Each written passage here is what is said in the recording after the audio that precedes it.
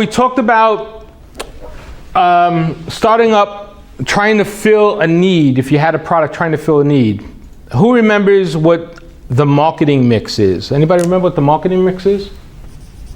Marketing mix? Yeah. What is it? Place, production. That is the 4 P's. 4 P's, right. That's good. 4 P's. Now, who could tell me what the 4 P's are? Product, place, production. Product, place, place. What? Price. Price, I'm gonna put price down here. What else? Promotion. And promotion, perfect. Okay, good, 4 P's. That's the marketing mix. So, everything we do online ties to this marketing mix, ties to these 4 P's. You have to have a product, and product and service are interchangeable. You have to have a place to sell it. Right now it's mostly online, of course, right? That's the physical place on where you're selling the product. You have to have promotions, how we're promoting it, and you have to have a price. You can't sell anything unless you have a price. Okay, now let's unpack this a little bit just so we can explain some of the nuances behind this. A product should always be different, should always be unique. If you shop on Amazon, you punch in whatever product it is that you're looking for, what normally comes up? You have a bunch of the same type of products that come up, right? But what do you start to do when you see all those products that come up? You start looking at what makes each one of them different, don't you? Maybe price is making it different, maybe shipping is making it different, maybe color is making it different. So there is some type of differentiation here in the product. And in order to have that, we call this a USP or UVP. Sometimes you hear it interchange. A UVP or a USP. So a UVP is unique value proposition. A USP is unique selling proposition. You have to be unique and you have to be different in order to get someone to buy you, because when you're searching for something, you want to stand out. You want someone to have a reason to buy into you. So when we think about our keywords, right? We talked about keywords, I had it up here earlier. Your keywords should tie into what makes you unique. Why is your product so different? And you should own that keyword, own that piece. So if I make red sneakers out of alligator skin and I dye it red, that's my uniqueness. Well, then I make red sneakers out of alligator skin. I own that. No one else can come and try to take that from me because that's mine. And it'll be mine as long as I can defend it, right? Okay, so a product has to be unique, has to be different. Place is normally what we call this the omnichannel experience. So omnichannel again is not just having multiple channels, Amazon, website, Professor Ken's store, but it's also having the same brand experience in all these channels. You have to have the same brand experience in all these channels. That's what omnichannel is. Then there's promotion. Promotion are things like social media, ads, word of mouth. We call that WOM. Anybody know what a word of mouth promotion is right now? What's a word of mouth promotion right now? Like, what type of people do word of mouth promotions? Influencers. Exactly, influencers, your network. So that used to be a big thing. It used to be you tell 2 people, they tell 2 people, and so on and so on. Now influencers are getting paid hundreds of thousands of dollars, maybe millions in some cases. Who's our biggest influencer right now? Who has the most followers right now? Ronaldo, right? Number 1. Number 2 is not Messi. Messi's number 3. What's the singer? I can't think of her. What's her? Taylor Swift. Not Taylor Swift. She's like number 4 or 5. Yes, that's who it is. Selena Gomez, I think, is number 2. Yeah. Swift is up there like 4 or 5. Messi's up there in the top 4 or 5 too. Like 400, 500 million, 300 million, something crazy like that. They get paid $1 million a post. $1 million one post. It's pretty good, right? Not bad for a day's pay. All right. So word of mouth marketing is that influence, promotions, social media, and then you have price. Now, price is interesting, it's probably very important because it's very sensitive. If you mess with price, if you're too high, you're not going to sell. If you're too low, you're not going to make enough profit. So price is very sensitive. So you have to think about price too.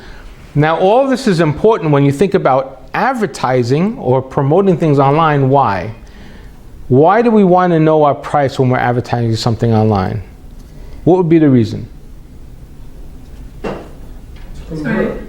What will be the what? What's the reason why you need to know your price of your product that you're advertising for? What do you think? To convert. Yeah, you want to convert, but you also want to know if you're making any money, right? Profit. Well, we call that, there's something called ROAS, R-O-A-S, ROAS, return on ad spend, ROAS. So we want to, if we spend $1, bless you, if we spend $1, normally we want to get a 5x back from that, plus or minus 5x. 4 to 5x is a good return on that dollar. You don't average that, you probably average closer to 2x, 3x. You need to be at 3x to be profitable. So that means if we spend $1, we make at least $3 back, right? Minimum. Okay, that's return on ad spend. So that's why we need to know price. So let me share with you, we'll take a break after this here, but let me share with you 3 important components of price. There are what we call 3 C's of price. 3 C's of price. Who could think of the first C? Cost. Cost. Perfect. That makes a lot of sense, right? Cost. So cost is the first C. And sometimes you hear of that called COGS. COGS stands for a C-O-G-S. It stands for cost of goods sold. So depending upon what you want to add in that COGS, you have to figure it out. So if you spend, let's say you spend $1 on something, what should you sell it for? What should be the retail price? What would you sell it for? If you spent $1, how much should you sell it for online? 4, 3. Anybody else have anything different? 4, 3, at least 3, right? Minimum $3. Will Because like I said, we're looking for getting that 3 to 4, 5x. $3 might not even be enough. We might be a little higher, but $3 will put some money in your pocket. All right, so cost, that's the first C. What do you think the second C is? Customer. Customer is good. I'm going to make that the third, but there's one more before customer. Who else is out there selling product? The competition. Exactly right. So the competition is important in pricing. So why are these 3 C's important? Well, we know why cost is important, because in order for us to price the product, we have to know what we paid for it. The competition's out there. Just because you say that you want to sell this product for $3 doesn't mean that's a good price. There's a lot of factors that go into this, but to simplify it, if your competition is out there selling it for $2, is that good or bad? It could be bad, but it could be good depending upon how you position your product. Maybe you have the best product out there so you can sell it for a little more money, right? So maybe you could get $3 for it. So you have to think about the competition. And then lastly, it doesn't matter how you price it or what you pay for it or what your competition says. If the customer doesn't think your product is worth that price, they're not going to pay for it. We have what we call, in our head, we have something called a reference price. I'll give you an example of this. How much would you pay for a hamburger, a good hamburger, or a decent hamburger? What would you pay for a hamburger and fries? $15. $15. Anybody else? 20. What do you think? 15 too. All right, 15, 20, maybe 25, right? If you go to South Beach, you're paying 25 minimum. No. No, you wouldn't pay? You go to a different place? You're right, I guess so.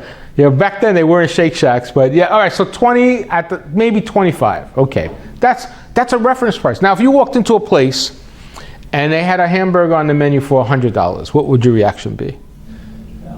That's crazy, right? All right, so imagine my surprise when I walked into a place and there was a $100 hamburger on this menu. Now, it would happen to be at the Boca Resort Club out in Palm Beach. It was an anniversary weekend, and we just went up there for the weekend, my wife and I, and they had a restaurant there, and I saw, as we walked in, I saw this $100 hamburger on the menu. So of course I said, I never had a $100 hamburger, and well, now you see, now you're right, exactly. You're right, so now you're exactly right. It's like, it was like three kinds of, it was Wagyu and hand grass-fed and all kinds of a blend and stuff like that. Yeah, some gold flakes on top, exactly. So it was, so they, you know, obviously for $100, they got to make it worth the while. But still, it was a $100 hamburger. So, all right, I said, well, we'll treat ourselves. My wife said, oh, go ahead, it's our anniversary. Yeah, well, so we're there in shorts and a t-shirt, right? We're just hanging out for one night. So we go in, and the guy says, no, you can't come in here. You got to put pants on, and you know, in order you can't eat. So I went upstairs. I always carry a pair of slacks with me and jeans, whatever. So I put, and then I went back downstairs. He goes, you know, but you need a collared shirt too. So I didn't have a collared shirt. So I'm like, damn. I said, all right. He said, I'll tell you what. Since it's your anniversary, I explained the whole story. You could sit at the bar, right? And I said, I'm not sitting at the bar to eat a $100 hamburger. That's just crazy. So I still didn't eat a $100 hamburger to this day.